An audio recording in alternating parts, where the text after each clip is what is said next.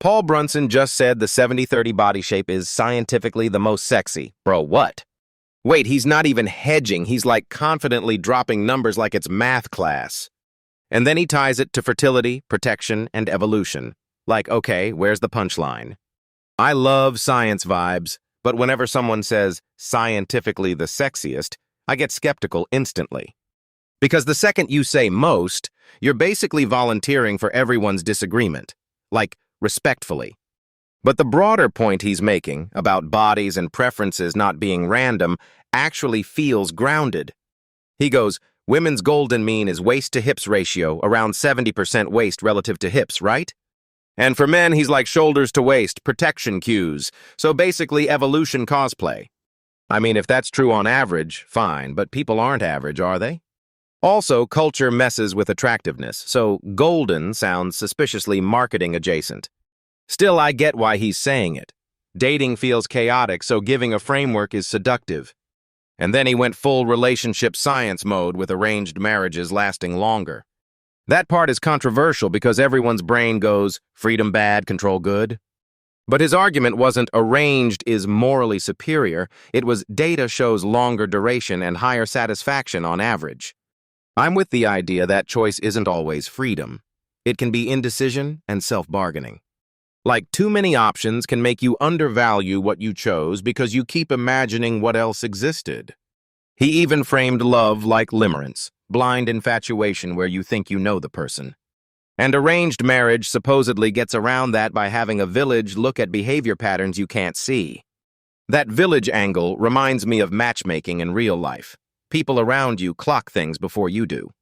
Have you ever had friends go, "This is not the one, Satsi," and you're like, "Shut up, I'm in love." And then, yeah. He basically says if everyone you trust agrees it's wrong, odds are they're seeing the consensus truth. That's the annoying part too, because your ego wants a lone hero narrative. But he also emphasized cognitive dissonance, what you say you value versus what your calendar proves. That line about where you spend discretionary time and money is your real value, that hit. Because I've literally seen people say family is everything, while their weekends are fully booked for everything else. And then they act shocked when the relationship doesn't feel like family. Okay, but let's zoom out. His big claim seemed to be breakups happen mostly because people pick weak partners. Not finance, not infidelity. Those are headline villains, but bad selection is the root cause. I want to push back there a little because life chaos exists. Stuff happens even in good choices. Like people can cheat, get sick, lose jobs. No theory saves you from reality. But I'll give it to him. If you choose well and work together, your baseline resilience is way higher. He also talked about how entering a relationship with high satisfaction before is linked to higher satisfaction inside. That's such an unsexy idea, though, because pop culture sells, one person will fix you. He called it Disneyfication of relationships and was like, no, the work starts after. And I loved that reframe. Relationships are like skill-building, transferable skills. That's actually helpful, because if it's a work frame, you stop romanticizing the first spark only. Also, he said good love can look boring on TV because conflict creates attention. Boring but great is a wild concept. Our brains hate quiet stability. Now pivot to men on dating apps. He said rejection fear is the #1 reason men aren't in relationships. That stat always makes me pause because people assume men are fearless hunters. But he's like, the fear of rejection shows up online too.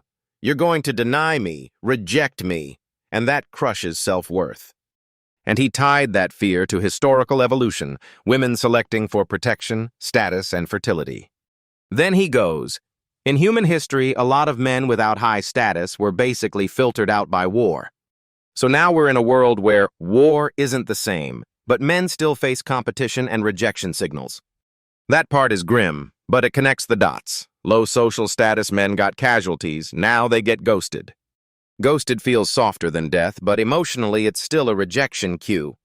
Which is why he brought in men's mental health, suicide rates, loneliness, unemployment, porn sedation. Those themes were there. And he credited the shift toward acknowledging men's struggle, creating safe spaces and community so men don't drown alone. I'm glad he didn't just do men are victims talk. He talked solutions like connection and support. Okay, but real talk. How do you reconcile all this with golden mean and body ratios? Because the moment you start optimizing for ratios, you risk treating humans like instruments. Maybe the healthy version is understand averages, but don't reduce attraction to one metric. And his best contributions were actually the meta ones: values, selection, attachment, satisfaction baseline. He dropped Carol Riff's 6 dimensions of psychological well-being too: personal development, purpose, autonomy, mastery, relationships, self-acceptance. That's basically build yourself so you don't outsource your stability to one person. If you can flourish solo, then partnership becomes an upgrade, not a rescue mission. All right, I'm sold on the work starts after philosophy, even if I roast him for the sexy waste math. Because the practical takeaway is, choose intentionally, verify with your village, and keep developing together. Let's be clear, though, if someone asks for your waist-to-hips ratio on a first date, that's grounds for immediate exit. Next episode, we're going deeper on attachment styles and why your pattern keeps repeating even when you think you found your soulmate. That golden mean thing is wild, but it also sounds like evolutionary astrology. Like bro measured shoulders and waists like it's a spreadsheet. But I do get the point. Our brains want signals of fertility and protection. Still, the confidence in the math makes me nervous. Because the second you call something scientifically the most sexy, people freeze. They stop exploring what actually makes them feel safe and desired. Exactly. Sexy can be biology, but satisfaction is behavior and fit. That part where he kept saying, choose better partners, hit hard. Not finance, not infidelity, just picking weak or mismatched people.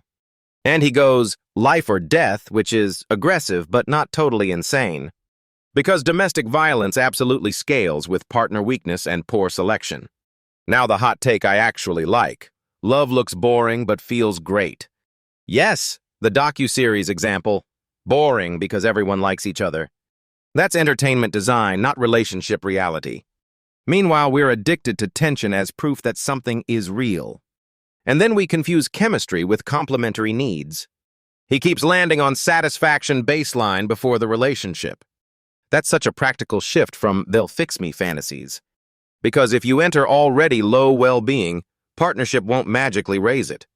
Carol Riff, 6 dimensions felt like the opposite of dating app doom scrolling.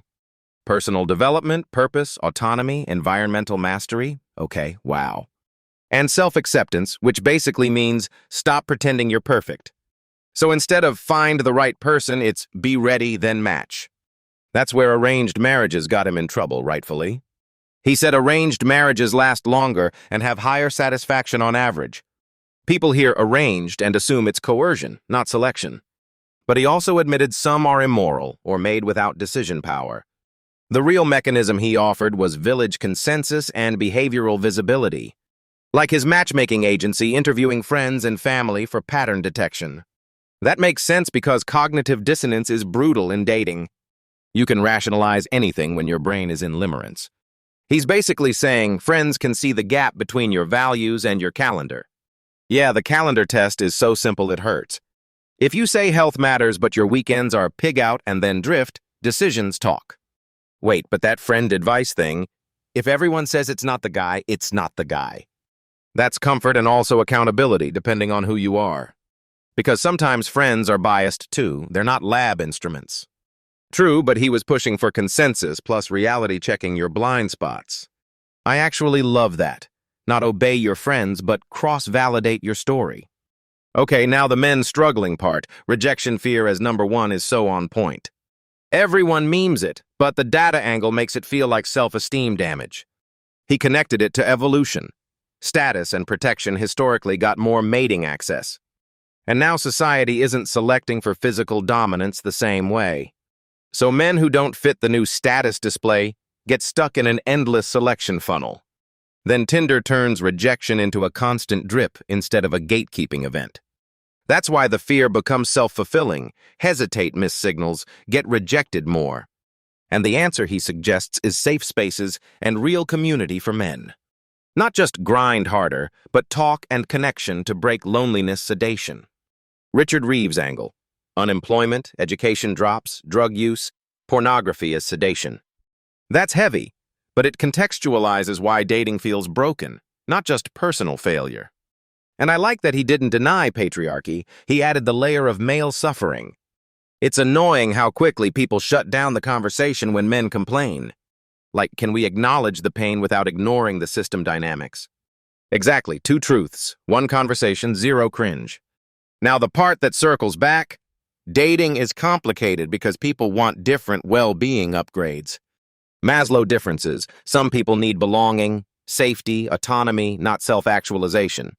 So compatibility isn't just values, it's what your partner helps you access internally. Which is why he keeps saying, surround yourself with your tribe. Your tribe creates the growth loop, not your couple status alone. And when that loop is strong, a relationship becomes less rescue mission. Okay, my only pushback, science can guide, but it can't replace personal taste. Yes, but taste without selection and work is how you end up rerunning patterns. So we take the science like a compass, not a GPS. All right, if your first date starts with waist to hips math, I'm leaving immediately. But if your first date is asking, what makes you flourish, I'm listening. Because that's basically the same idea. Build readiness, then match intentionally. And remember, boring love might be the most accurate love you can get. Before we wrap, we'll keep challenging ourselves to choose better and grow together. All right, see you in episode 2. Where we go deeper into attachment patterns. So the 70-30 body shape thing, I gotta ask, where's the proof vibe? The proof vibe is historical ratios tested across culture, which is dangerous marketing, bro. It sounds like we're speed-running biology at the exact moment people need psychology. Exactly. Like fertility math can be real, but sexy is never just one variable. He frames it like a golden mean that has stood the test of time, which, sure, maybe. But time-tested doesn't mean decision-ready, you know? Humans still pick badly. And the bigger bomb was, wrong partner equals shorter life, less happiness, even domestic violence. That escalates fast from shoulders to death by choosing wrong, like chill. I mean, I respect the intensity, but I don't want body metrics hijacking the convo. Yeah, the order matters. Selection first, then work, then growth. Otherwise, you're just optimizing attraction. Work being like Michelangelo effect, right? Unveil the person, don't just cosplay romance. And not the Disney version where the montage ends and life becomes perfect. The montage lied, Malik. There's another 30 years of why are we like this? But I did like the reframing. Relationship work isn't grueling. It's transferable skills. Like active listening. If you can do it with a partner, you can do it at work, with friends, everywhere. Which is why insecure people hate boring relationships, because boring feels like failure. He said good love looks boring but feels great, and that hit me. Because tension sells. Calm love doesn't trend on social media. Okay, but let's go back to the choice thing.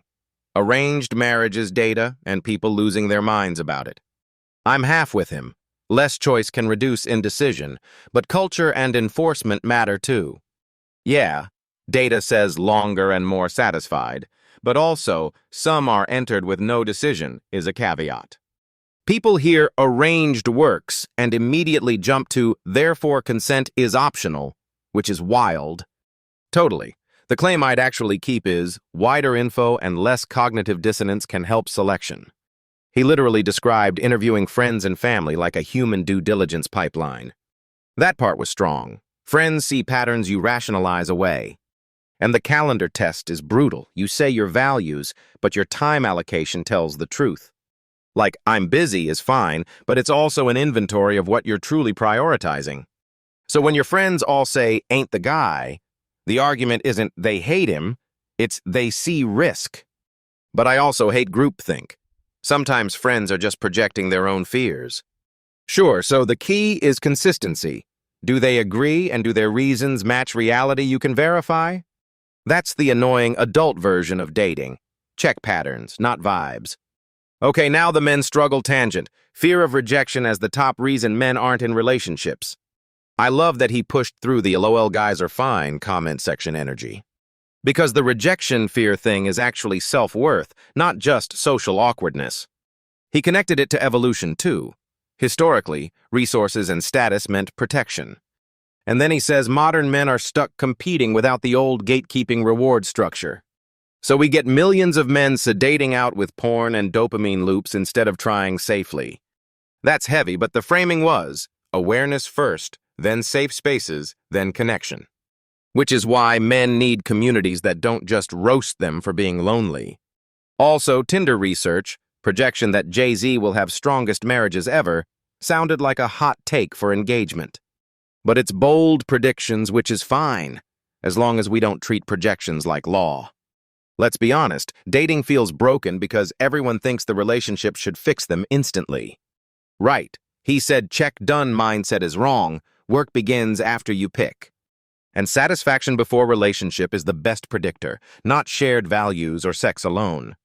That surprised me too because pop culture sells chemistry as the main ingredient. But then he grounded it in Carol Riff's 6 dimensions of psychological well-being. Personal development, purpose, autonomy, environmental mastery, relationships, self-acceptance. That's basically flourish alone first, then couple up like you're already functional. So when someone says, I'm not whole until I'm loved, he's like, no, fix your base layer. Dating should come with a pre-flight checklist, not a tragedy screenplay. And then Michelangelo effect again, partner as co-developer, not savior. Which loops back to why weak partner is so dangerous, because you're building your life on the wrong foundation. Not just emotional pain, but real-world outcomes, like abuse risk, health risk, no joke. So I guess the synthesis is, attraction is a start. Choice is the lever, work is the engine. And if your engine is built on fear, you'll keep choosing what hurts you but feels familiar. Yes, patterns are comfy until you realize they're not destiny, they're habits. All right, I'm ready to move on, but I want to keep one thing. Choose better, grow together. And remember, boring love might be the most accurate love you can get. Before we wrap, keep challenging yourself to select intentionally, then do the work. All right, see you in episode 2, where we go deeper into attachment patterns. Next time, why your nervous system picks the same person and how to break it. Yeah, that whole the work begins after you pick thing is maddening. Because every movie trains you to stop caring the second love shows up. And he's basically like, no bro, that's literally the start. But the part I actually love is the anti-fairy tale framing. It's not hard work like punishment, it's transferable skill building. Like you're training your brain to listen, negotiate, and regulate emotions. That sounds boring, until you realize boredom is stability. Wait, he said secure love looks boring but feels great. Yes. I hate how accurate that is because chaos feels cinematic. And we're all addicted to plot, not peace. Okay, but I gotta push back. Choice sounds good, but dating apps remove choice. Like the lever exists, but the fulcrum is broken. Exactly. If fear of rejection runs your algorithm, you're not choosing. You're just minimizing exposure to pain with soft no's everywhere. He had that stat vibe like rejection fear is the #1 block for men. And everyone laughs because it sounds like ego fragility. But then you remember it's actually self-worth hygiene, not ego. If you expect rejection, you pre-reject yourself first. So the not in a relationship problem becomes a not attempting problem. That's why the conversation about men finally feels real. Not men suffer therefore patriarchy, just men are hurting, build bridges. Safe spaces for men to talk is the most underrated trend right now. But let's not pretend social structures are imaginary, right? He went historical, status, protection, war, fertility, it's evolutionary logic. And that's where I start side-eyeing because it can become too neat. Like Calvin Klein model gets attention is true-ish, but life's messier. Still, the core idea lands. Lots of men never got selected historically. And now the battlefield changed from wars to comparison screens. So men sit there sedating themselves. Loneliness, porn, numbness. I mean, the sedation word is harsh, but it tracks. Now the spicy part, the golden mean sexy ratios. Bro, when he said waist to hips equals fertility, I immediately wanted receipts.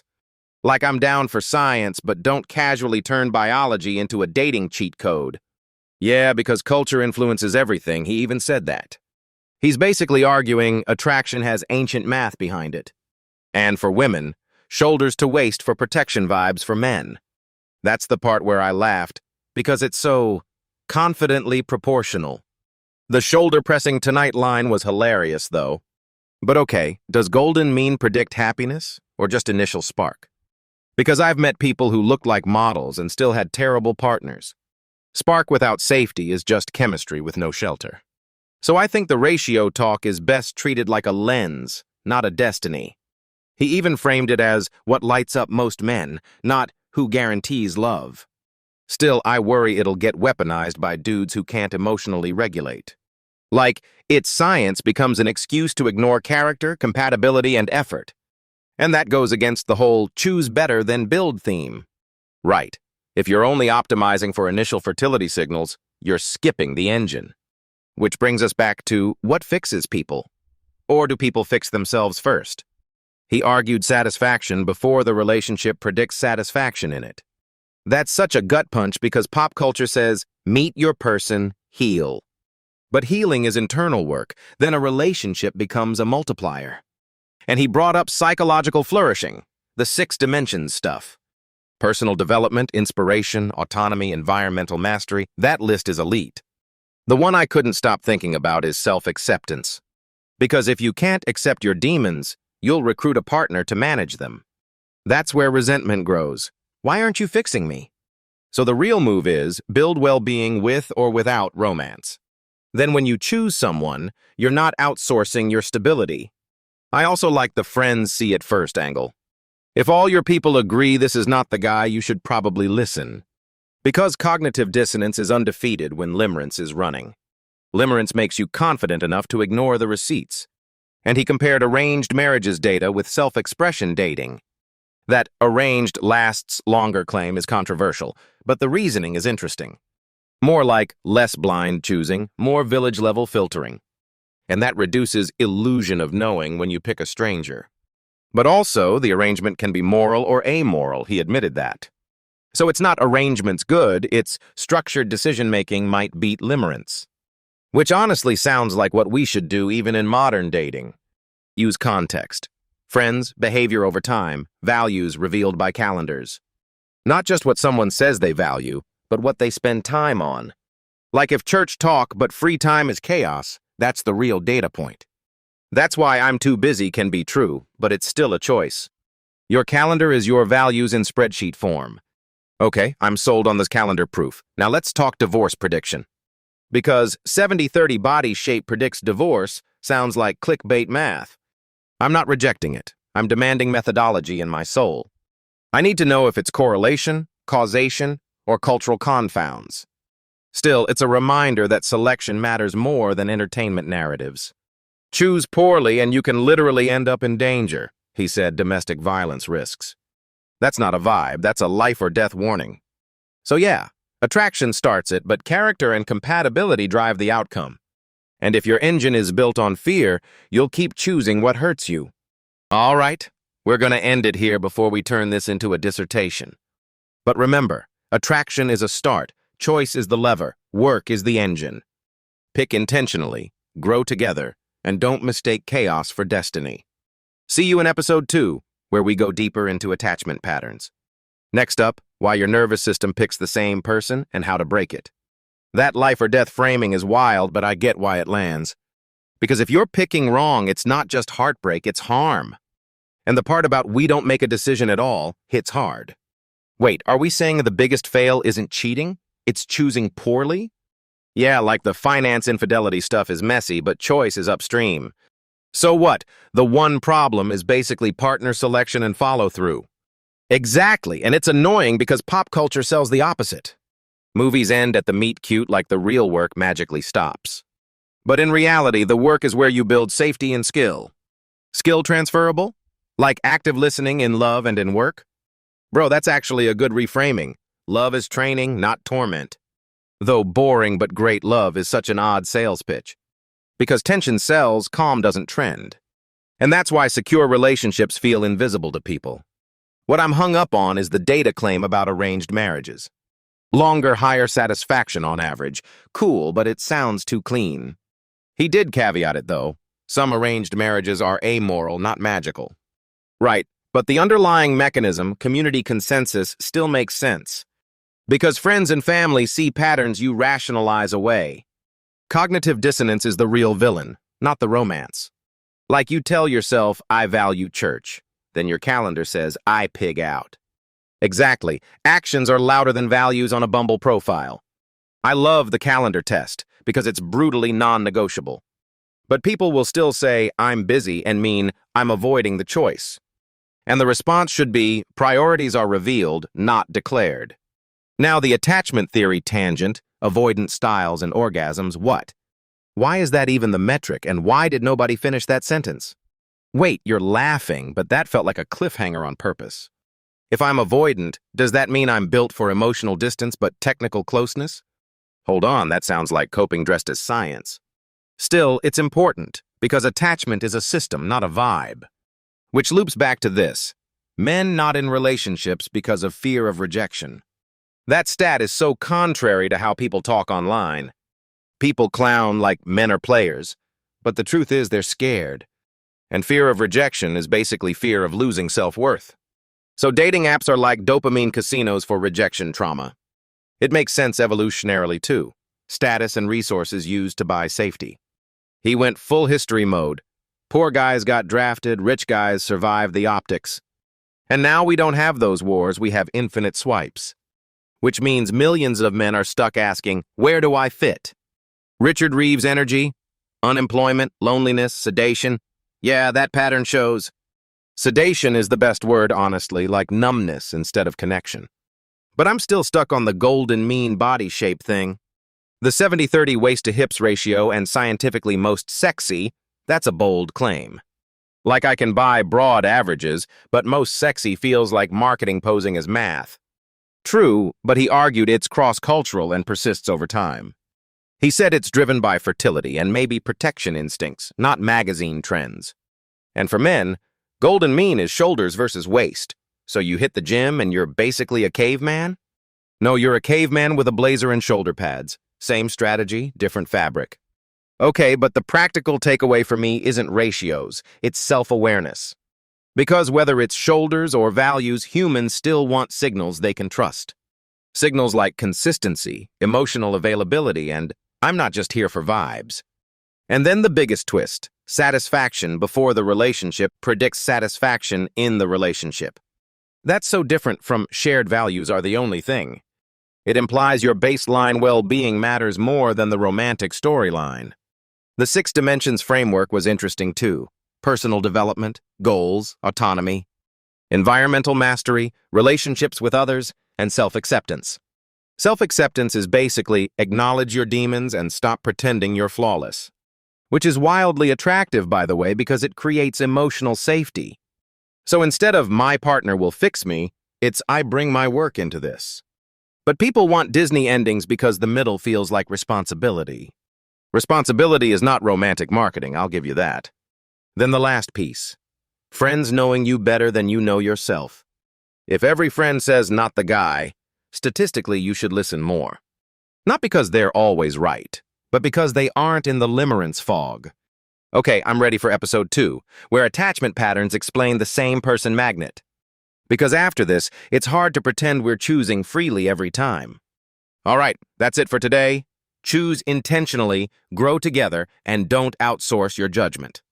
We'll see you in episode 2, where we go deeper into attachment patterns. Next time, why your nervous system keeps picking familiar chaos and how to interrupt it.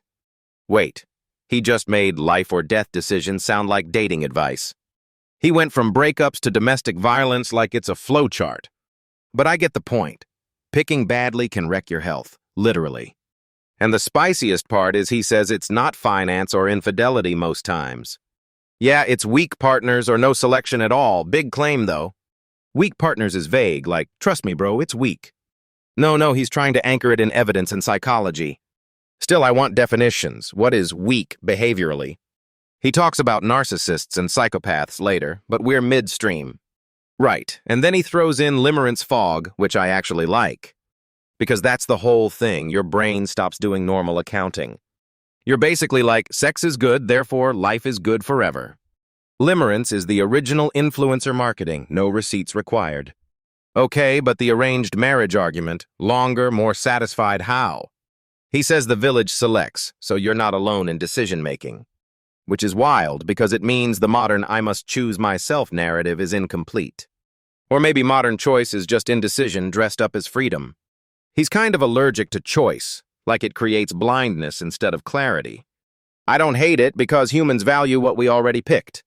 So once you choose, your brain justifies, edits, and calls it destiny. Exactly. Cognitive dissonance makes you protect your story. That's why the check your calendar versus your values line hit hard. Because I value family, but your calendar screams scroll and avoid. The calendar is the only relationship therapist that never lies. But let's go to his relationships fix you critique. He says pop culture sells the twist ending, and real life is more like sequel seasons. Yeah, the work starts after the honeymoon, not after the meet cute. I also liked the reframing. Skills you learn are transferable. That part was sneaky, turning heartbreak into personal development homework. And honestly, secure relationships can feel boring because they lack drama reinforcement. Drama is addictive, and we train ourselves to mistake it for chemistry. Now he pivots to men struggling on apps, fear of rejection as the key. I believe it, but it's also tragic because rejection isn't always personal. Online, it becomes a numbers game, but the nervous system treats it like danger.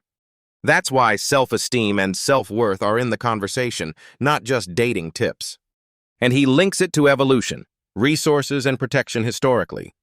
So now men who aren't high status feel like they were built for war, not spreadsheets. Exactly, selection pressure changed, but the psychology didn't update fast enough. Okay, now the golden mean stuff, sexy body proportions. He made shoulders and hips sound like a certification exam. To be fair, he's saying averages, not your personal blueprint. But I hate when people turn on average into therefore you're undesirable. Yes, and culture can shift it, he even admits that. Still, the evolutionary story is compelling, even if we don't fully trust it. Like fertility and protection is a pretty clean narrative arc. But attraction isn't just biology, it's safety, humor, timing, and mutual effort. He tried to do the biology to behavior bridge, which I respect. Wait, the part about women's ratio, waist to hips around 70%, is that what he claimed? Yeah, golden mean equals optimal fertility in his framework. Okay, but then men learn it and do shoulder presses like it's cheat codes. Shoulder pressing tonight is such a funny takeaway from research. You know he's a matchmaker, so he turns science into actions fast. And that's where I'm torn. Science as guidance versus science as worship.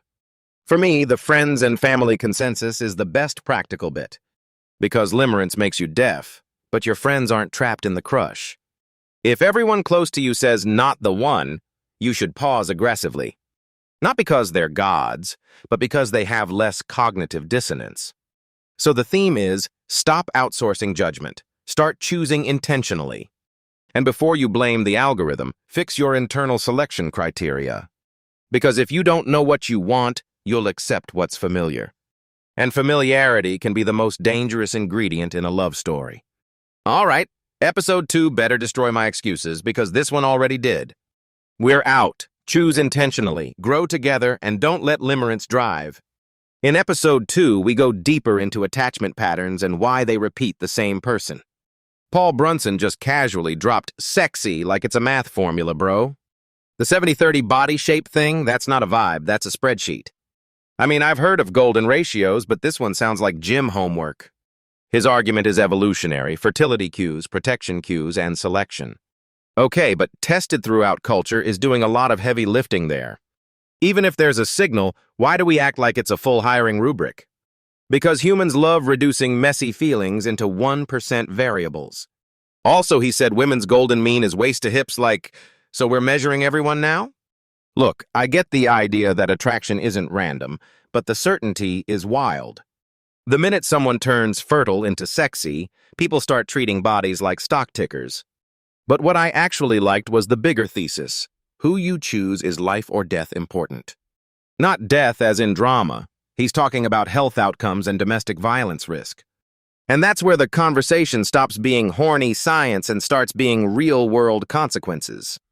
He also basically roasted pop culture. The work doesn't stop when you find the person. I hate that I agree because movies made it look like the quest ends at I do. Like, and they lived happily ever after just means we didn't film the maintenance arc. The maintenance arc is skills, boundaries, and helping each other unveil the best self. But isn't that also what people call love languages, and then they forget the actual work? Exactly, everyone wants a spell, nobody wants the apprenticeship. His framework is basically optimize your pre-relationship satisfaction, not just your chemistry. So you can't outsource happiness to a partner like it's customer support. He tied it to psychological well-being dimensions, personal development, autonomy, environment mastery. The 6 pillars of flourishing, and we're acting surprised dating doesn't fix our inner life. Everyone's like, they should complete me. And he's like, complete your own app store first. Okay, but here's where I get annoyed. He claims arranged marriages have higher satisfaction on average. Like, yes, but context matters. Power, coercion, economics, and what arranged even means. He did say some are amoral and people enter without real decision, which is important. Still, comparing systems feels slippery because you're not measuring the same variables. But I liked his mechanism. Consensus from a village reduces cognitive dissonance. He's basically like, your friends might be a better truth machine than your hormones. And limerence, being infatuated and blind, that part I buy instantly. Limerence is the only state where you can't read the red flags even in HD. So he's saying arranged marriages work partly because decision-making is structured, not magical. I just don't want people using this as proof to ignore ethics. Yeah, science said tolerate it is the laziest abuse apology ever invented. Where do we land then? Choice is good, but randomness is bad. That's the sweet spot. Stop outsourcing judgment, choose intentionally, and then do the partnership work. Because dating apps make it feel like choice is endless, but real evaluation is gone. And then you get fear of rejection, especially for men, like it's an epidemic feedback loop. He said fear of rejection is the #1 reason men think they can't find someone. Brutal. That's not a dating issue, that's self-worth getting sandblasted. And he tied it back to evolution. Status and resources historically determined protection outcomes. But modern dating rewards screens, images, and algorithms, not protection and provisioning. True, but the psychology is still there. If you think you'll be rejected, you freeze or self-sedate. Sedation as in porn and doom scrolling, basically escaping pain with Wi-Fi. That's why communities and safe spaces matter, not just grind harder. Also, I'm stuck on his what men were selected for history. Sent to war, then wars replaced by drones. So now millions of men are like, cool, where do I aim my survival energy? And that's dating's real failure mode. It ignores what people need to feel safe enough to connect. So instead of blaming the app, you ask, what selection criteria are you using for yourself? Like, are you picking based on values, friends' consensus, and your baseline well-being? Or are you picking based on this feels intense and I can't imagine being alone? Because intensity is not compatibility, it's just a neurotransmitter party. And then people act shocked when the party ends and the bills come due. The episode's core takeaway is, you choose the partner, but you also build the conditions. All right, my only disagreement is I don't want anyone turning sexy science into destiny. Use it as a map, not as a judge, jury, and gym routine. We'll end on this, though. Your future relationship depends on your present selection and effort. That's it for episode 1. Go breathe, choose intentionally, and stop letting limerence drive your car. Episode 2 is going deeper into attachment patterns, why the same person keeps reappearing.